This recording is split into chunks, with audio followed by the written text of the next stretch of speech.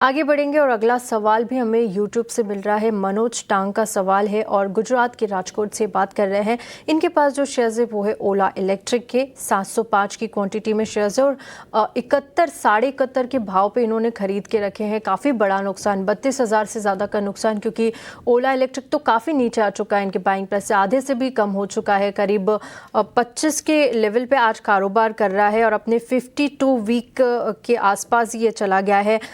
ओला electric लगातार एक down trend में नज़र आ रहा है और काफ़ी सारे निवेशक, हम हर रोज़ देखते हैं कि हमारे इस शो पर काफ़ी सारे निवेशकों के ओला इलेक्ट्रिक को लेकर सवाल होते हैं।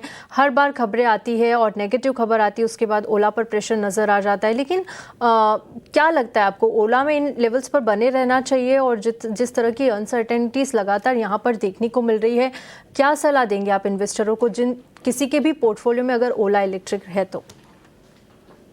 देखिए, ओला इलेक्ट्रिकल्स का तो जैसे आपने बताया कि एवरी डे कहीं ना कहीं कोई ना कोई नेगेटिव खबर आती है। स्ट्रक्चरल डाउन ट्रेंड में है और मैनेजमेंट भी काफी फोकस कर रहा है ये डाउन ट्रेंड से बाहर निकलने का और कंपनी जो सिचुएशन में है वहां से बाहर निकलने का।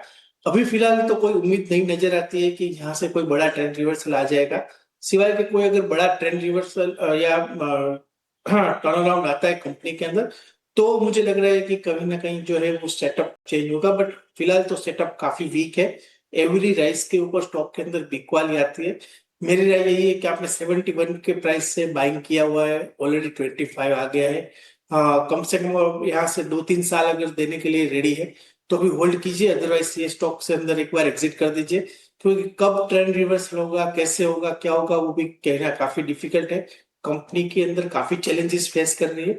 तो राय यही है कि फिलहाल 3 साल का अगर आपका नजरिया है तो होल्ड कीजिए, अदरवाइज एक बार एग्जिट कर दीजिए। चार्ट सेटअप काफी वीक लग रहा है, कब ट्रेंड रिवर्सल आएगा पता नहीं। ठीक है, कब तक ट्रेंड रिवर्सल आएगा उसका कुछ पता नहीं, क्योंकि काफ़ी सारे चैलेंजेस यहाँ पर लगातार कंपनी फेस कर रही है। यहाँ से आपको एग्जिट की सलाह है, लेवल्स आपको पता है, उन लेवल्स पर आप एग्जिट कर सकते हैं। चलिए आगे बढ़ेंगे और अगले लाइव कॉलर को शामिल करेंगे। इस वक्त हमारे साथ शक्ति जुड़ चुके हैं। शक्ति, हाय, गुड आफ्टरनून।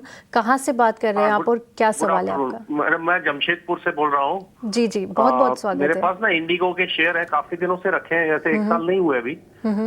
लेकिन वो 5400 के भाव से लिए थे, तो अभी तो नीचे ही चल रहा है काफी दिनों से। समझ नहीं आ रही, जब से इंडिगो क्राइस हुआ है, तो इसका क्या फ्यूचर प्रोस्पेक्ट्स है? शुड वी होल्ड ऑन और सेल इट? बिल्कुल शक्ति जी, यहाँ पर आपके पास इंटरग्लोब एविएशन इंडिगो के शेयर्स है, 20 की क्वांटिटी है, 5,500 बाइंग प्राइस है और आपने होल्ड करके रखा है प्रॉफिट के लिए। लेकिन यहाँ पर आपको 13,000 से ज़्यादा का नुकसान हो रहा है। आज भी देखिए 2.25% के ज़्यादा की गिरावट है। 4,822 के लेवल पे इंटरग्लोब एविएशन कारोबार कर रहा है। निमेश जी, इंडिगो पर चर्चा कर रहे हैं और इनके पास जो शेयर है, शक्ति के पास इंडिगो के हैं 20 शेयर है, 5,500 बाइंग प्राइस है। नुकसान इस वक्त हो रहा है इन्हें, क्योंकि हमने जिस तरह से देखा था कि फ्लाइट डिसरप्शंस जो हुए थे कंपनी को, उसका काफ़ी नुकसान और काफ़ी इम्पैक्ट शेयर पर नेगेटिवली देखने को मिला था। लेकिन एविएशन सेक्टर में आप इंडिगो को किस तरह से देखते हैं? क्या ये अभी भी स्ट्रॉन्ग प्लेयर्स है? जिस तरह की ब्रोकरेजेस की रिपोर्ट आती है तो वो तो काफ़ी बुलिश नज़रिया इंटरग्लोब पर लगातार दे रहे हैं, लेकिन यहाँ पर शक्ति को नुकसान हो रहा है। क्या लगता है आपको, शक्ति के जो लेवल्स है वहां तक जा पाएगा? और आने वाले दिनों के चार्ट्स इंडिगो के कैसे लग रहे हैं आपको? देखिए, चार्ट सेटअप की अगर बात करें तो स्टॉक के अंदर एक नेगेटिव ट्रेंड के अंदर चल रहा है और एक साइडवे रेंज के अंदर चल रहा है। जिस तरह से चार्ट का सेटअप है, कहीं ना कहीं स्टॉक ऊपर में 5,200 का एक स्ट्रॉन्ग रेजिस्टेंस फेस कर रहा है और वहां से हम लोग देख रहे हैं कि बार बार एक सेलिंग प्रेशर जो है वो देखने को मिल रहा है। अभी भी जिस तरह से स्ट्रक्चर है, आपको थोड़ा टाइम देना पड़ेगा। आपने जो बाइंग प्राइस से लिया है, मुझे लग रहा है कि बाइंग प्राइस आने की उम्मीद तो है।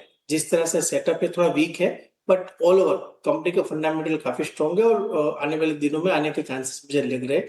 तो अगर कहीं आप 3 से 6 महीने का टाइम पीरियड लेके चलते हैं तो मुझे लग रहा है कि कहीं ना कहीं आपका बाइंग प्राइस आने के चांसेस मुझे ज्यादा लग रहे हैं। नीचे की तरफ जो स्ट्रॉन्ग सपोर्ट एरिया है वो 4,650 के आसपास का है। तो मैं राय दूंगा कि आप 4,650 के स्टॉप लॉस से भी होल्ड कीजिए और ऊपर में कहीं ना कहीं 5,200 5,500 तक के लेवल आने वाले दिनों में देखने को मिलेंगे। ऐसे चांसेस मुझे ज्यादा दिख रहे हैं। ठीक है।